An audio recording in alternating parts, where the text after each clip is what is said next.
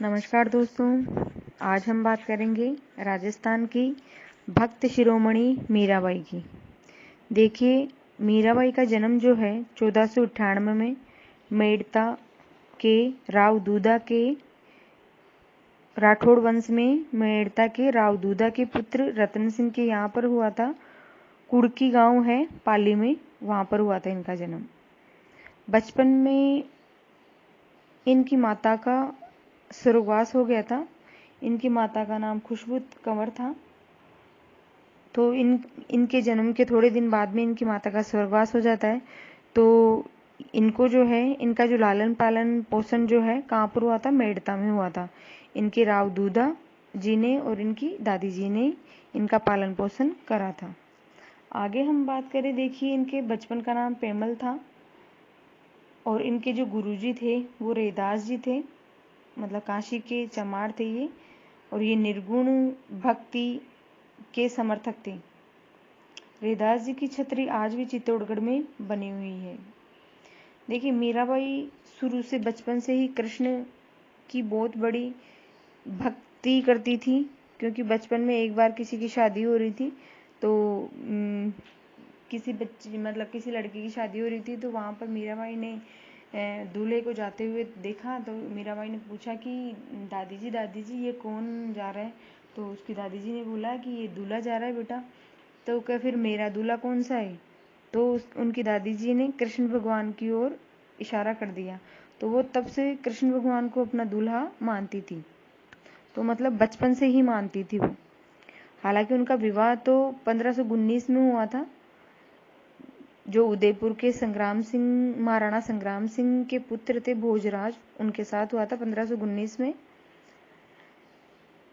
शादी के 7 साल बाद में ही जो भोजराज थे उनकी मृत्यु हो गई थी। मीराबाई के पति जो रत्न सिंह हैं, उनकी मृत्यु के बाद में जो गद्दी संभाली थी, मतलब जो इनकी तरफ से जो गद्दी पे बैठते हैं वो कौन बैठे थे? इनके देवर विक्रमादित्य। क्योंकि मीराबाई की पति की भी इधर मृत्यु हो गई थी, भोजराज की भी। उनकी मृत्यु के बाद में इनके पिता रत्न सिंह की मृत्यु हो गई थी और महाराणा सांगा की भी मृत्यु हो गई थी। तो मीराबाई बिल्कुल, इनका संपूर्ण जो ध्यान था वो कृष्ण भक्ति में ही केंद्रित था।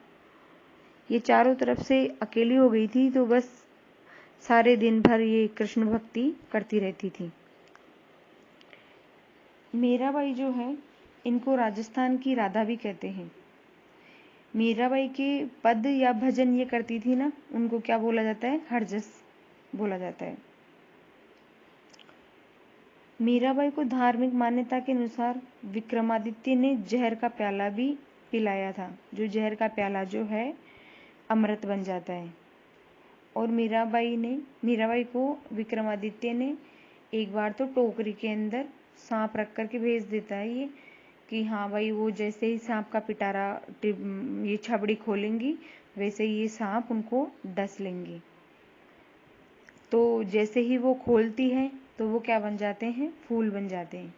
क्योंकि ये विक्रमादित्य मीराबाई के शुरू से ही कट्टर दुश्मन थे, क्योंकि उनको ये कृष्ण भक्ति करती थी, तो उनको शुरू से पसंद नहीं था उनका ये भजन वजन गाना वाना गाना, संतों के साथ रहना करना। तो ये बार बार उनको समझाते थे। ये बस एक ही बात बोलती थी मीराबाई, पायो जी मैंने राम रतन धन पायो।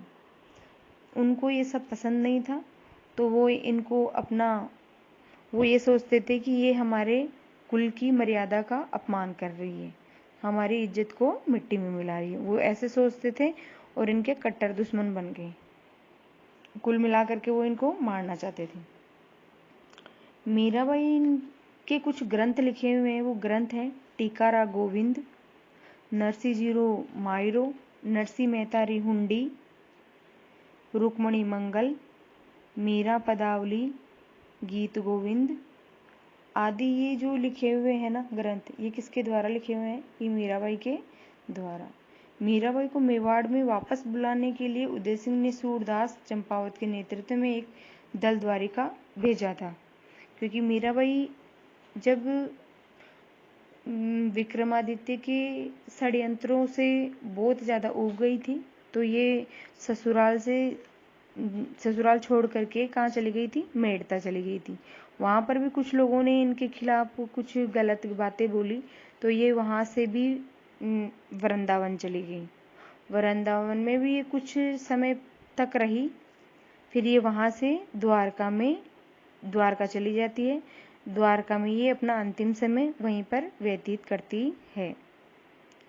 कहते हैं कि आज भी द्वारका में जो कृष्ण भगवान का जो मंदिर है, वहाँ पर आज भी अगर जा कर के देखे ना, तो मीराबाई का जो पल्ला है ओढ़नी का, वो थोड़ा सा दिखता है कि मीराबाई जैसे ही कृष्ण भगवान की मूर्ति में समा रही थी, विलीन हो रही थी, तो पीछे से किसी ने मतलब आवाज दी और पल्ले को पकड़ लिया। तो वो आज भी वो पल्ला जैसे सबको दिखता है कि हाँ भाई वो समा गई और उनकी ओढ़नी थोड़ी सी बाहर है।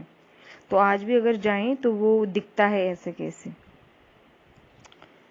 मीराबाई के जो मंदिर है वो कुंभश्याम मंदिर है, एक तो चित्तौड़ में, एक चारभुजा मंदिर है मेड़ता में, एक जगत शिरोमणि मंदिर है आमेर में।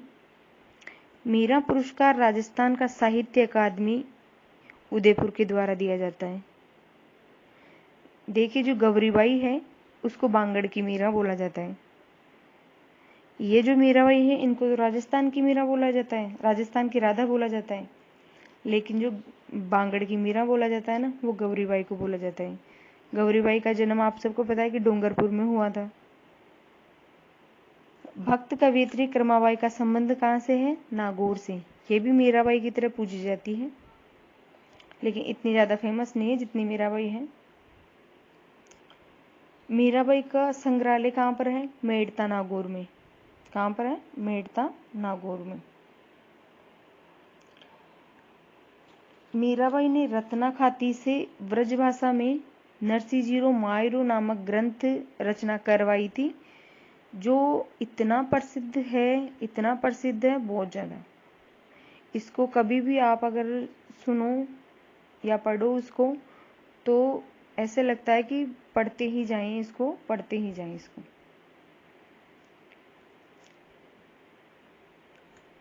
ठीक है दोस्तों, अब हम देखिए मीराबाई की भक्ति का मूल आधार भाव और श्रद्धा थी, क्योंकि उनको इतनी श्रद्धा, इतना प्यार प्रेम था भगवान कृष्ण से।